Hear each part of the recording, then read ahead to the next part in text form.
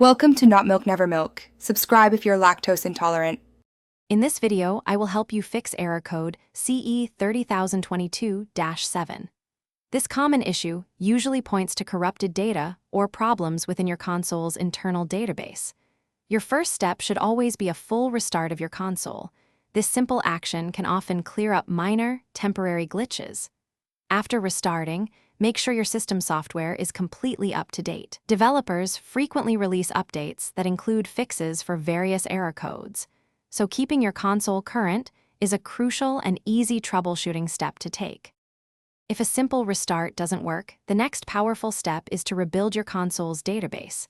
To do this, first turn off your console completely. Then, press and hold the power button until you hear 2 beeps, which will put your console into safe mode. From the Safe Mode menu, select Rebuild Database, usually option 5. This process reorganizes the data on your hard drive, which can effectively resolve many instances of data corruption and often improves overall system performance, taking only a few minutes to complete. Insufficient storage space can sometimes trigger error codes. It's a good idea to check your console's storage settings to ensure you have plenty of free space available. While there, look for any data files or applications marked as corrupted and delete them. If the error consistently appears when launching a particular game or application, try completely deleting that specific title from your system and then reinstalling it. This ensures you have a fresh, uncorrupted installation, which can often resolve persistent issues related to individual software.